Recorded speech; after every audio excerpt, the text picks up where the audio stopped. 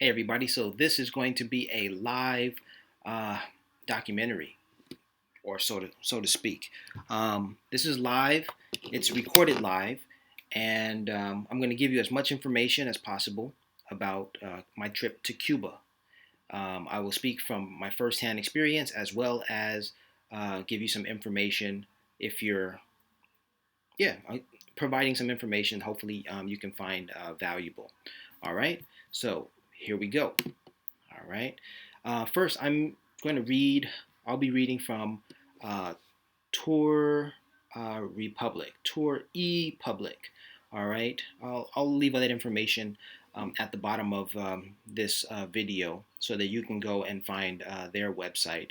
They've already written all the information out, so I'm just going to repeat a lot of what is already here. But I'm also going to um, include my personal experiences. All right. So check it out. We're talking about Cuba today. Everything Cuba. And let's see. There's a picture of me when I was in Cuba. I visited Cuba twice in 2017. I think I was there around June, July, and then I returned in August, September. And I had a great time, had a wonderful time. Okay. Now, let's talk about money, the Cuban currency. Okay. This is going to introduce that. Let's look here. All right. This is the book by the Cuban revolutionary uh, Ernesto Che Guevara. This is the Motorcycle Diaries. All right. This is a book I purchased while in Cuba. And since we're talking about money, this is how much I paid: 14.95. So 14 Cuban pesos and 95 cents. Okay.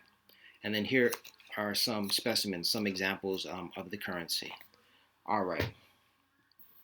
So first things first. What is the currency in Cuba? In Cuba, well, Cuba has two currencies. Okay, they have one currency for tourists like myself, and then they have one currency for the locals or the yeah, for the natives, right?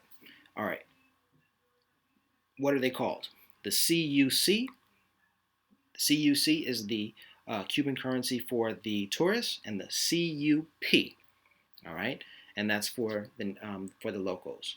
So in Spanish, or the Spanish pronunciation, CUC, that's the CUC, that's for the tourists, and then the CUP, okay, or CUC and COUP, all right. So those are the two currencies, all right. Now, I did not bring back from Cuba examples of the tourist currency, because if you are a tourist, you are going to receive that currency and you're going to use it, and it's very easy to acquire. But if you're not a local, you will have a slightly more difficult time getting the CUC, excuse me, CUP, CUP currency. So I wanted to acquire that currency. So while I was in Cuba, I went to the bank and I asked them to give me the CUP currency. Excuse me, which is the national currency, and I had no problems receiving that currency. And so here it is, right here. Here are some examples of it. All right, at this time, I'll go ahead and show you. This is the one note, 1 peso note, with a picture of Jose Marti. Jose Marti was a poet, intellectual leader, and he's like the national leader of the, um, Cuba's, corazon, the heart of the nation. Um, a lot of the philosophies about um, revolution, come from, his poetry, and they love it. All right. So anyway, here's a picture of Fidel Castro and I believe Camilo Cienfuegos, two leaders of the um, Cuban Revolution, along with Che Guevara. Since I mentioned his name, I will show you. This is Camilo Cienfuegos. another leader of the um, Cuban Revolution, right here on the 20 peso bill. All right. And I also referred to Mr. Uh, Ernesto Che Guevara de la Serna. That's his full name. I like to say that. That's why I let that roll off my tongue. Ernesto Che Guevara de la Serna. All right. Che. World famous. Everyone knows Che, right? Interestingly enough, this is a 3 note or a tres peso note right here. All right. I don't know. Maybe it's the because the U.S. and the Cubans have a very different, very what is it, antagonistic relationship. The Cubans don't want to. The Cubans always want to outdo the Americans. You know, as Americans, we think we are exceptional, but the Cubans say no, no, no, no, no, not so fast. And so they do things differently. So instead of having a $2 note, Cubans have a $3 note. Yeah. Thought that was interesting. I'm going to shift this a bit and see if we can get an image here. All right. So if you look right here behind me, here this is a photo I took in Cuba, and I was trying to get this classic vehicle right here, um, along with this building in the background, okay, and also the clouds because it was a nice, pretty dramatic sky. All right. That building back there, that is the Capitulo, the Capitol. All right, it's a government building, and just to give you some indication of how this, how tit for tat the American-Cuban antagonistic relationship goes. If you ask the Cubans, they'll tell you that this, although this building looks like a direct, an exact replica of the Capitol, of the U.S. Capitol in the United States or in Washington D.C., the Cubans will say, it's taller. It's slightly taller than the U.S. Capitol. So they, there's those little competitive, you know, aspects. All right, let me see if I can show you some more photos behind me. All right, yeah. Okay, so very quickly, the photo directly behind me was taken at the Malecon.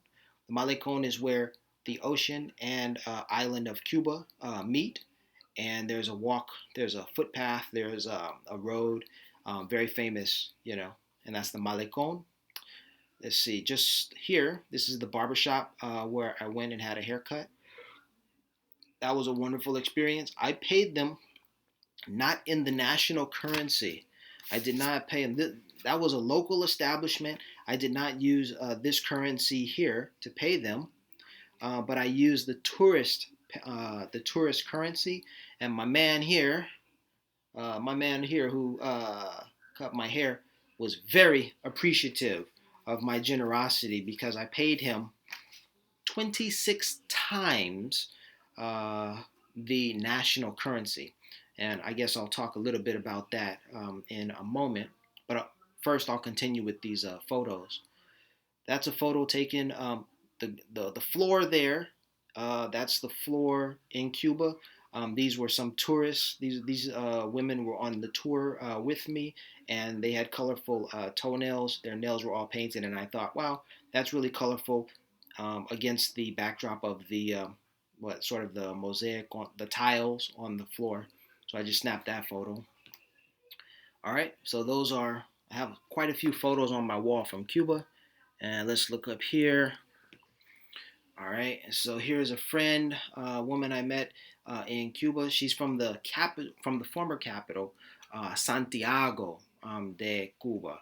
That is, as I learned, that's where there's a stronger Afro Cubano presence, and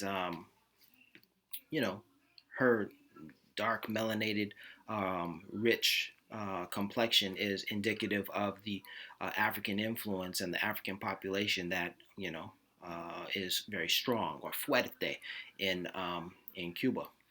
So yeah, all right. So she's from the former capital. Today, Havana is the capital, but Santiago de Cuba was the capital, and it was the center for all the revolutionary activity. And then this is George. I met George when I visited uh, Callejon de Hamel, and he helped me learn a little bit of Spanish. And I thought he was a very, you know, what, very. I thought he was a very good teacher because he forced me to repeat the words as he said them. And I thought, wow, that's really all that I need. I need to, make an attempt to say something and then just repeat it. And so he helped me. He said, no, you don't say it this way. You say it this way. Now repeat after me. Now repeat after me. Now repeat after me. He's like, okay, now you got it. I thought that was pretty cool. All right. So let's get back to this discussion. All right. Oh, yeah. Let's see. So I stayed at Casa Jose and Juan. Let's see, how do we get there? Juan. This is Juan right here. And Juan was the neighbor. And Juan came over. He said, Larry. Hey, Larry. I thought that was pretty cool. So Cubans were extremely friendly. And I had a wonderful time. Okay. So this is the national currency, and I brought that back because it's not as easy to get that currency. All right. So those are some of the stories that I wanted to tell you about. Now, can you use the U.S. dollar in Cuba? You can use the U.S. dollar as well as other foreign currencies at the airports. At the airports, they will not accept their national currencies, either the CUC or the CUP. They will not accept those currencies at the airports. So when you get to the airport, if you're entering the country, then you want to exchange your money.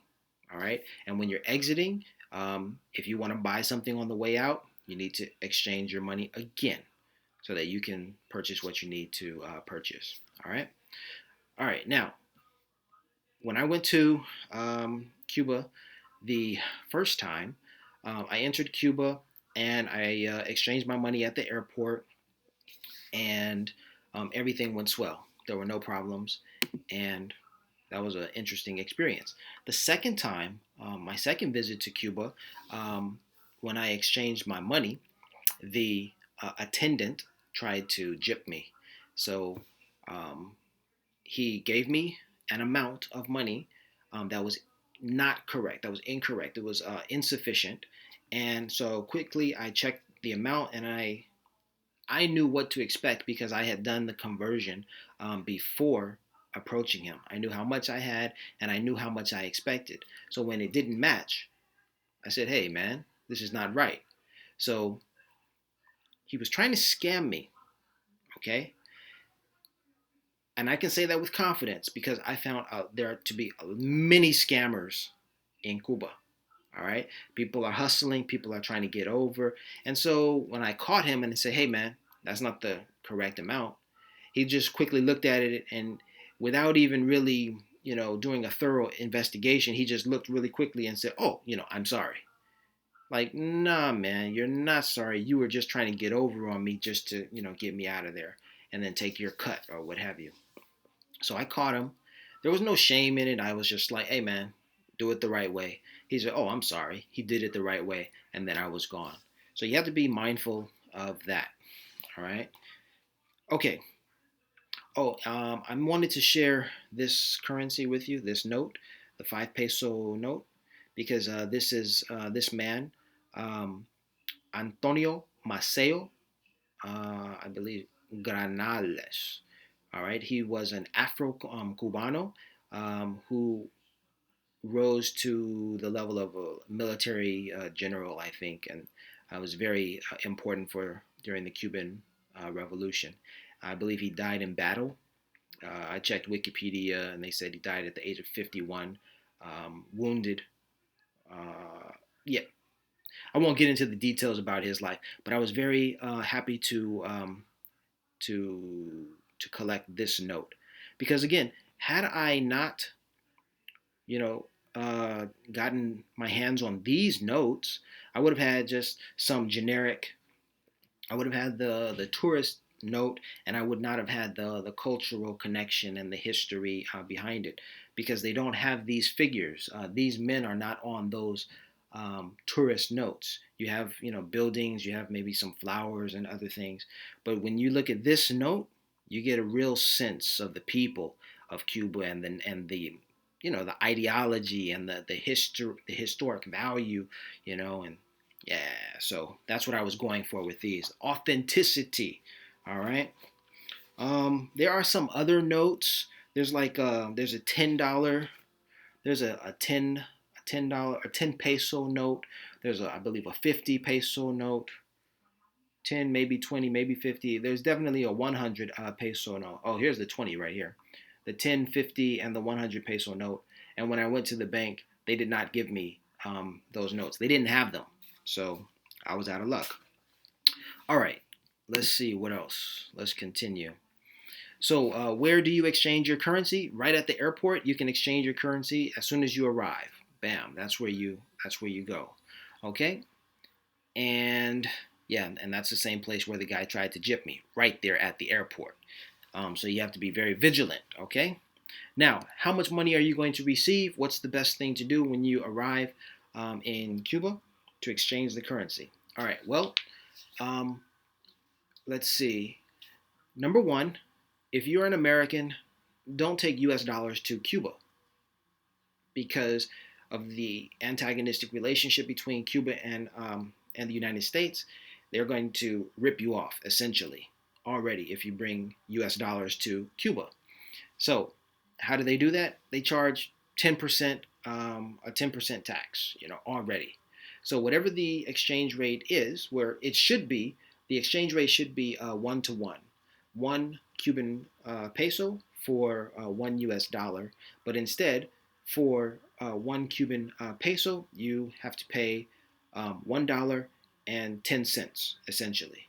All right. Or the reverse. If you have Cuban pesos and you want US dollars, instead of getting one, you're going to receive 90 cents. So that's kind of how it breaks down. So if you're an American, how do you get around this? Well, what you do is you convert your US dollars to another foreign currency before arriving in Cuba, before boarding the plane to Cuba. Okay. So let's say you have 100 US dollars and you convert that to euros. All right, I did a little bit of the math, and let's say the math works out to 100 US dollars equals 90 euros. All right, so you get your 90 euros, and then when you arrive in Cuba, you take those 90 euros to the currency exchange, and for your 90 euros, because of the exchange rate, excuse me, you will receive 100 Cuban pesos for that amount. Check out the math. I just checked it today. These numbers are only accurate as of today. I don't know if they change or what have you, but there you have it. This is not my opinion. This is fact. This is what happens. So if you're an American, don't take U.S. currency. There, you're just going to lose more. Okay, you will still be able to exchange your U.S. dollars for Cuban pesos, but you're going to pay more than if you were to get around it by first exchanging to euros, Japanese yen, Canadian dollars, British pounds, you name it, any other currency, mostly other currencies, even Mexican pesos. You can exchange it to Mexican pesos and get a better rate than you would than U.S. Currency. Okay. All right. Let's look at some other information here. What is the best currency to bring to Cuba? Uh, this website has information about what is the best currency, but I would say go with the stronger nations. That's my advice. So if you're not going to take currency from the U.S., then take the next best European currency, or British currency, or Japanese currency. Why not? Do all of that, but make sure that you do your math so that you have some idea how much you should receive in Cuban pesos, so that you're not gypped. Okay. All right. Check it out. Can you use credit cards in Cuba. Again, if you're an American citizen, then you're pretty much out of luck. Your debit cards, your credit cards, nothing is going to work because of that antagonistic relationship between Cuba and the U.S. The embargo, I think it's called. Now, when I went to Cuba, I was working in Saudi Arabia and I had a Saudi Arabian credit card. So, because Saudi Arabia is not directly linked with, or Saudi Arabia's banking system is not directly linked to America's banking system, I had no problem using a Saudi Arabian issued credit card. It still had Visa or MasterCard symbol or logo on the card, but it was issued from Saudi Arabia. I had no problem accessing cash from ATMs and paying, at restaurants or and what have you, or higher end restaurants. Okay, so you can use credit cards, debit cards, and all of that, but if they were issued in the United States, forget about it. All right, you can't do anything. All right. Now, another thing about the money in Cuba is, from a lot of the stories that I heard from fellow travelers, they said that Cuba is expensive. They didn't prepare. They didn't bring enough money. Things they found things to be expensive, and they ran out of money. So yeah, that's a very real possibility. I found Cuba to be expensive as well. I wanted to do things, and I paid dearly. Even the people who were taking care of me, I stayed at a casa particular. I stayed with a family. A casa particular is a bed and breakfast, and the family charged me, was it $30? $30 per night, which it's kind of steep. I mean, they took excellent care of me, prepared meals, breakfast for me, and just got a message here. All right, excuse me. Um, they took excellent care of me. Breakfast every morning, clean sheets, clean towels, hot water, everything was taken care of for me. Um, but yeah, I paid $30, and $30 is not a lot of money, but when you go to Cuba, the idea that you have of Cuba is that it's far affordable, or you have this idea that your dollars are going to go farther. Um, that's not always the case, because if you demand more, you're going to have to pay more. Remember, the Cuban currency is basically 1-to-1 with the U.S. dollar, and higher for high end services, you are going to come out of pocket. And Cuba is not a very cheap place. If you can find cheap places or cheap ways, or if you can find deals and ways to save your money in Cuba, then more power to you. But you're going to have to speak Spanish. You're going to have to maybe even look or act like locals. You're going to have to know how to navigate all of that, because if you don't know, then yeah, you probably are going to get ripped off, or you're probably going to stay in those hotels, where you are more comfortable, and you're going to have to pay a premium for all of those types of services. Okay? All right. Let's see what else. Yeah. All right. Now, when you move around the city, you're going to have the tourist currency, and that's going to limit you, to where that currency will be accepted. Um, Now, you're going to want to stay, where that currency is accepted, because the services are going to be for tourists, and they're going to be, better. You're going to feel more comfortable spending your dollars there.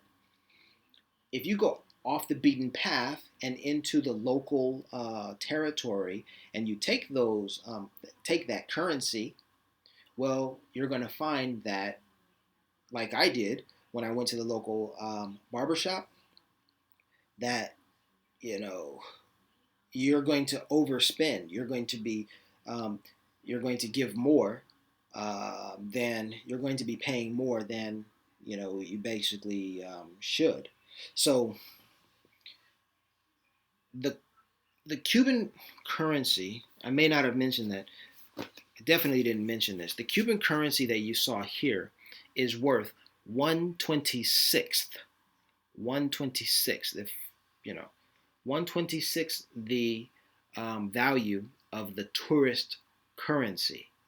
So if you give them one tourist dollar, it's 26 times this currency. All right, or it would take 26 of these pesos to match one tourist dollar. So just by giving one tourist dollar to Cuban nationals is already giving them a leg up. And so that's one of the reasons why my barber was so appreciative. He asked me only for, you know, basically two maceos, 10 pesos, of these. And I think I gave him $10. Okay. So I basically gave him what, $10. He was only asking for 10, and I gave him 10, so it's 26. So 260? 26? Did I give him 26? I gave him 26, $26, 26 of these pesos for what he was only asking for 10 of these pesos when I gave him 10. All right. So for the haircut that he charged me only 10 for um, of the local currency, I paid him 26. So I gave him a huge tip. Okay. Because I paid him not in the local currency, but I paid him in the tourist currency. All right. Now, in my case, if I wanted to save money, I should have just played it really cool. I should have gone to the bank, gotten the local currency, played it real cool, use a little bit of Spanish, and if when he said 10, just pay him in the local currency, and I would have gotten away, with a nice haircut and paid the local rate, and I would have saved bucks. Okay, but if you're not that savvy, then don't try to do all of that, and stay away from the local um, environments because, well, you're not prepared. You're not supposed to be there, basically, right? Um, Now, let's see. There's street food. There's buses. There are buses. There are flea markets or swap meets, so to speak. There's a huge um, market, in the city, several markets in the city. Let's see, local shops and convenience stores where you can buy knickknacks and souvenirs and all that. Um, if they're selling souvenirs, that's for the tourists, and they're going to give you the price in the tourist dollar, okay, in the tourist peso. They're not going to give you in the local peso, all right? So just be aware of that. They're not trying to jip you. They're trying to get the most, you know, and they're not really going to negotiate with you. I didn't find that they were negotiating with me. Okay. All right. Don't use you cannot use the currency, the Cuban currency. You cannot use it at the airport. All right.